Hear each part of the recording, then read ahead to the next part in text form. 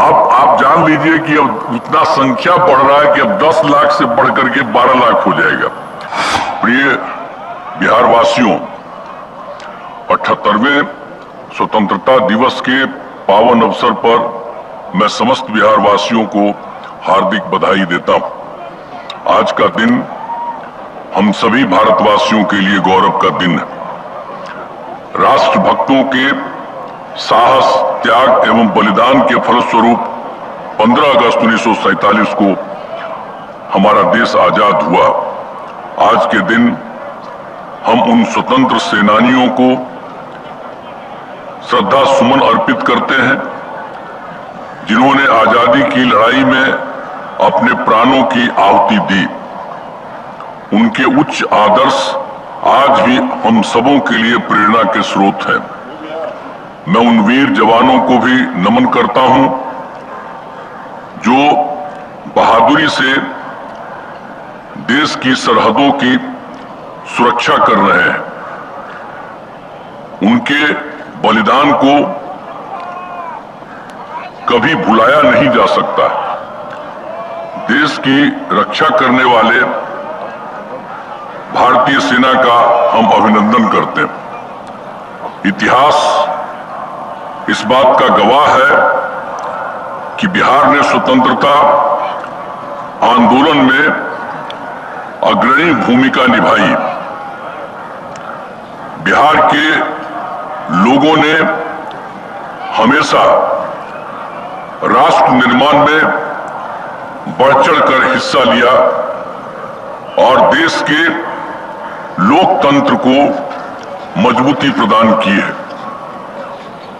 वर्ष 2005 में जब से हम लोगों को काम करने का मौका मिला है इसलिए उसी समय पुलिस की संख्या को बढ़ाने का निर्णय लिया गया। इसके लिए नए पदों का सृजन किया गया और पुलिस में बहाली की गई। अब पुलिस बल की संख्या बढ़कर 1,10,000 हो गई। लेकिन हमने 2023 के पहले भी सुझाव दिया कि हमारी जरूरतों के हिसाब से पुलिस की संख्या को और बढ़ाया जाए। तब पदों की संख्या को बढ़ाकर 2,27,000 तय किया गया और बहाली का काम शुरू हो गया। इसी अगस्त माह में पुलिस की 21,000 पदों के लिए परीक्षा आयोजित हो रही है। उम्मीद है कि इस साल और अगले साल के प्रारंभ में भी पुलिस के सभी पदों का बहाली पूरी कर ली जाएगी। पुलिस के लिए वाहन एवं अन्य आवश्यक संसाधन उपलब्ध कराए गए हैं ताकि विधि व्यवस्था संधारण तथा अनुसंधान में किसी प्रकार की दिक्कत न हो। आप लोग देख ही रहे हैं कि वर्ष 2005 में हम लोगों ने कितना काम किया। शुरू से ही शिक्षा एवं स्वास्थ्य के क्षेत्र में विशेष ध्यान दिया। पहले बहुत कम स्कूल थे और शिक्षकों की काफी कमी थी, जिसके कारण स्कूलों में ठीक से पढ़ाई नहीं होती थी। गरीबी के कारण 5वीं कक्षा उपलब्ध कराया जा रहा। वर्ष 2020 में 7 निश्चय 2 के तहत 10 लाख नौकरी, 10 लाख रोजगार देने के बारे में तय किया गया था। और यहां भी एक साल हम कह रहे थे, आप लोगों को बता रहे थे। अब जरा देख लीजिए कितना बड़ा।